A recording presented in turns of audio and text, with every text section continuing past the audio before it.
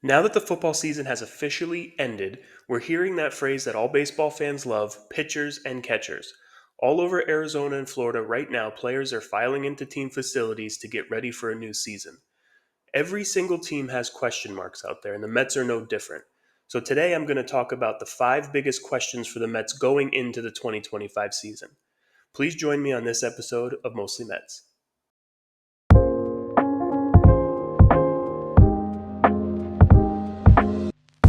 Welcome to Mostly Mets. My name is Jimmy, and I'm going to hop right into what this video is about today. We're going to go over the five questions the Mets have going into the season. The first question that I see, and it's actually a good thing to have, is who's going to play second base. We have Jeff McNeil, Luis Angel Acuna, and Ronnie Mauricio, all who can play second base. Everyone has different opinions on who should be the guy. You know, we have different opinions on how great these players are, right? I think if you go through it, the truth is Jeff McNeil is most likely going to be the second baseman. Now, that doesn't mean I like that. That doesn't mean that that's what I want. But I think he's going to be given every opportunity to play second base. He makes over $15 million this year. They don't want to waste that money. I think they've tried to trade him, and he hasn't really garnered any interest. So I think that he's going to be given every opportunity.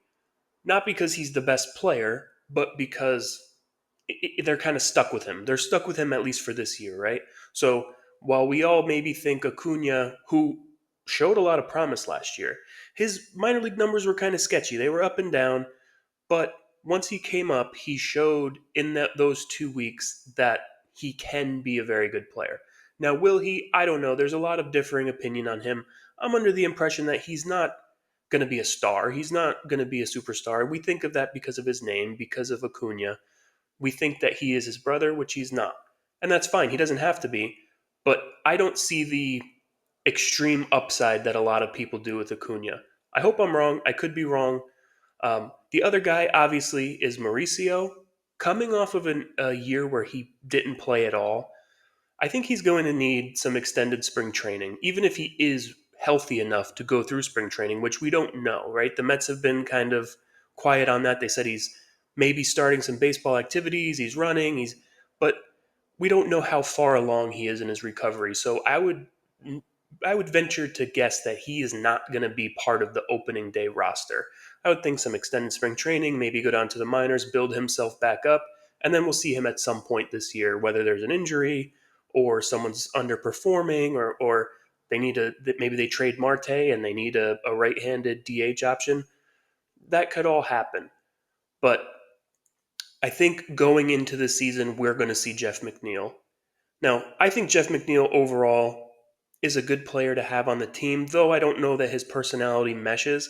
I don't necessarily see him as a starter, but as like a super utility guy, a guy who can play multiple positions, who hits enough to stay in a lineup, I think that that's really where his role is, but they're going to try to give him second base to at least start the season. If he falters and if he's bad, or if he has a terrible spring and he just doesn't look like the second half of last year, McNeil, then I think it could switch and Acuna could be the starter. But I think you have more options with Acuna. You can put him in the minor leagues, have him get a bunch of at bats.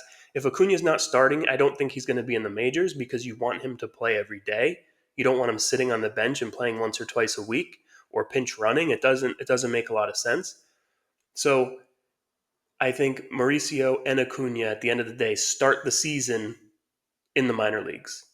The second big question going into 2025 is, to me, the health and availability of Kodai Senga. Senga, I think we all forget how good Senga really was in 2023. In his rookie year, I think he had 12 wins. He struck out over 200 guys. He had an ERA under 3. For a rookie, I know he's not really a rookie. He's an older pitcher. He played professionally in Japan, but first year in Major League Baseball to post a sub 3 ERA while striking out over 200 guys in I think about 160 innings or so. That's a very impressive first year. He even got some Cy Young content. I think he was seventh in the Cy Young. So missing him all of last year hurt. It really did. He looked great in his only regular season game that he pitched against the Braves, and then he got hurt again. And then we saw him in the playoffs. He wasn't ready, and he got shelled. So having him with a full, healthy offseason, spring training, get ready, he's a guy who needs his preparation and needs to get ready. He didn't have that last year at all, didn't play at all last year. So he could really be a factor in how good the Mets rotation can be. I know there's a lot of question marks in the rotation, and Senga's one of them because you don't know if he can stay healthy or how healthy he'll be, or if he'll continue to be as productive as he was in his rookie year.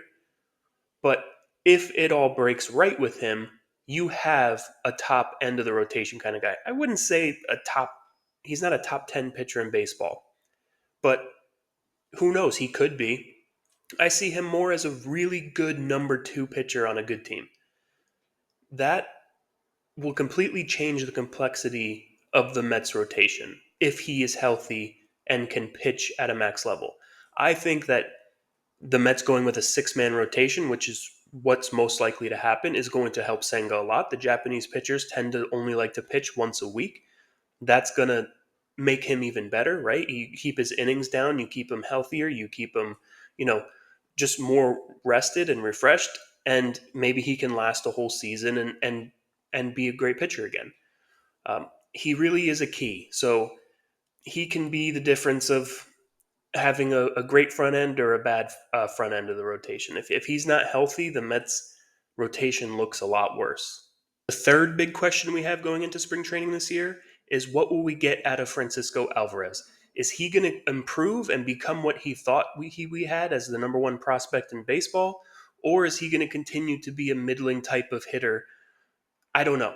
It's one of those things where if you look at last season, when he first came up a couple years ago, he showed extreme raw power. He looked like he was going to be a star. People were saying he was going to be a star. Last year, he started off the season really well. He was one of their better hitters, and then he got hurt in May. He hurt his thumb. And I think that really affected him all season. Whether he wants to admit it or not, I think it really did. And they said it affected his catching more than his hitting. But it just seems like something that ever since that injury, he was never the same. Another thing with Alvarez is he's too much of a free swinger. He swings at everything. He's very aggressive. Now, he is a young player. He's only 22, 23 years old. He's young, and he can come out of that, and he can get better. As long as he's working on those things, I think he can get better. But he will be only as good as his plate discipline allows him to be. He can continue to do what he's doing and run into some home runs and maybe hit 20 to 30 home runs a year, but hit for a 200 average or a 220 average. Or he can go the other way, become more disciplined at the plate, and in turn, you're going to see better pitches. He's going to see pitchers don't think they have to really throw him anything because he's going to get himself out. Now, if you're practice a little bit of patience, get some walks, draw your walks, take your bases, then they have to come in. They have to throw you a strike, and that's when you can really see him explode. I don't know what he's going to be yet. There's a lot of videos of him on Instagram working out and trying to get better. I actually saw a video of him earlier. He looks jacked. He looks ready to go.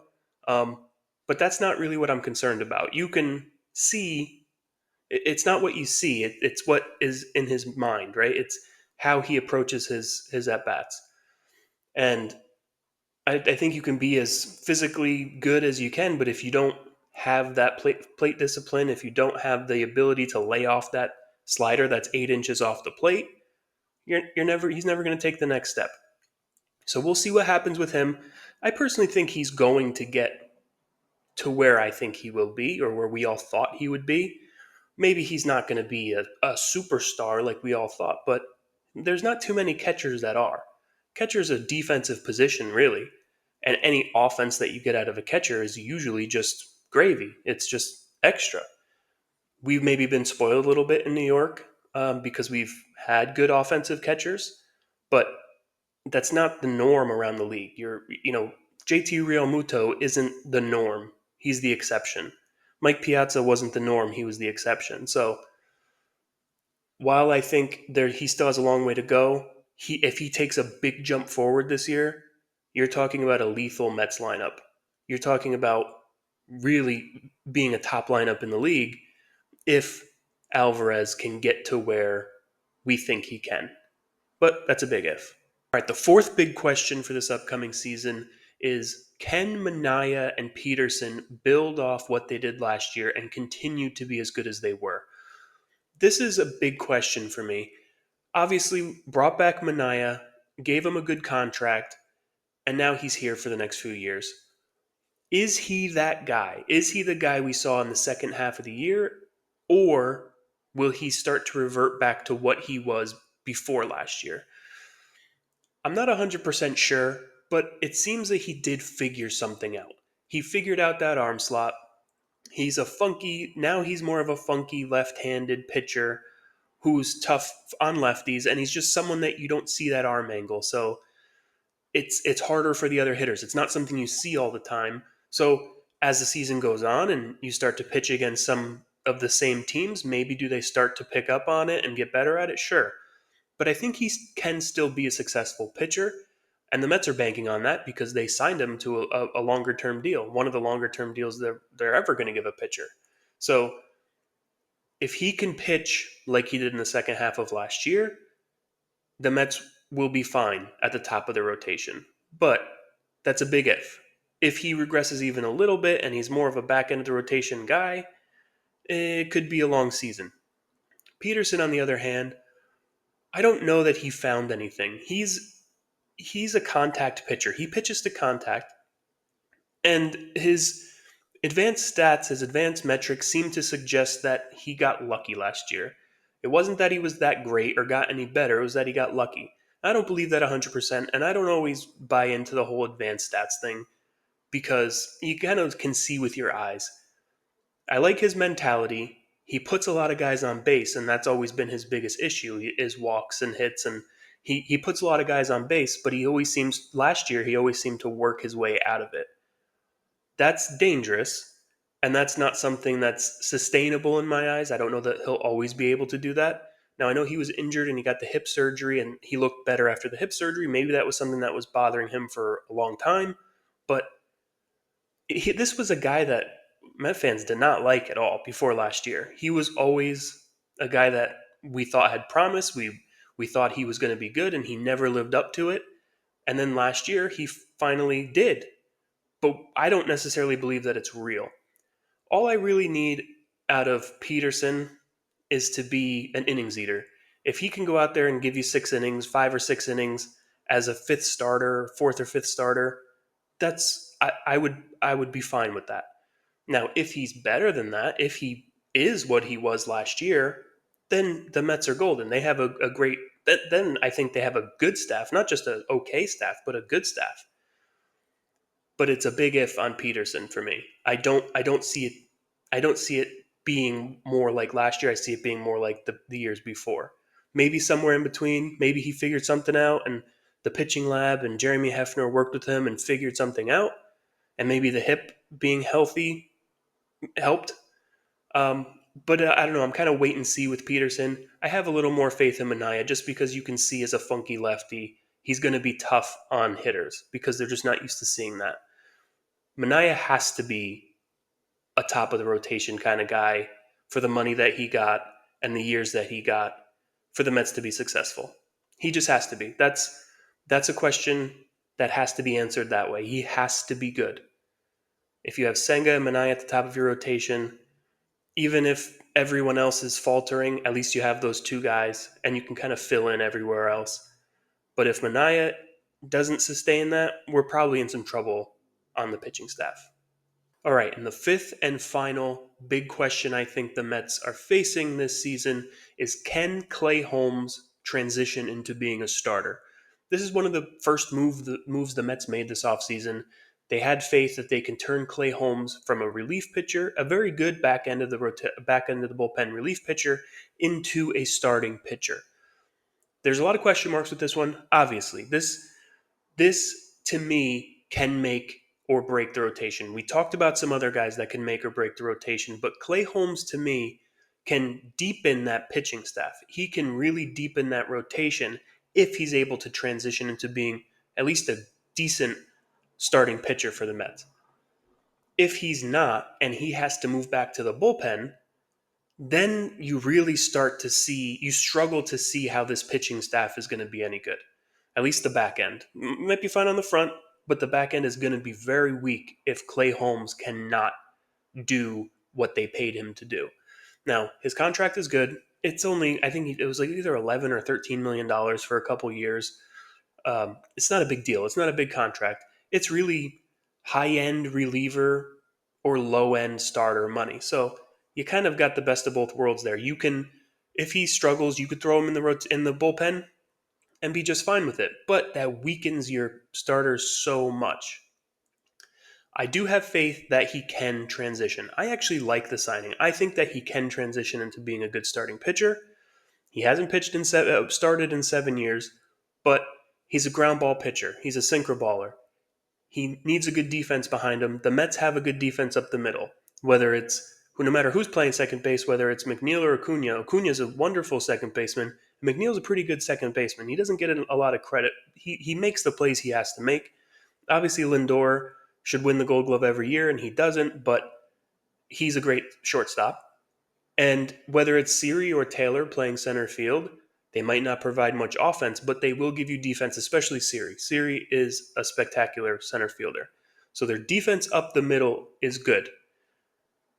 It's kind of the perfect situation for Clay Holmes to try to start.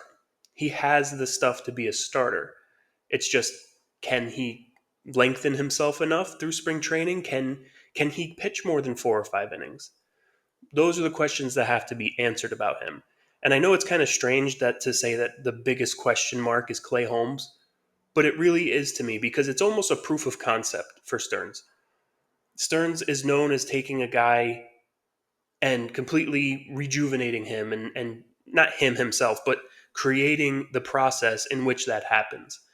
So it's almost proving the concept if you could take Clay Holmes, who's a back end of the bullpen kind of guy, and move him to the starting rotation.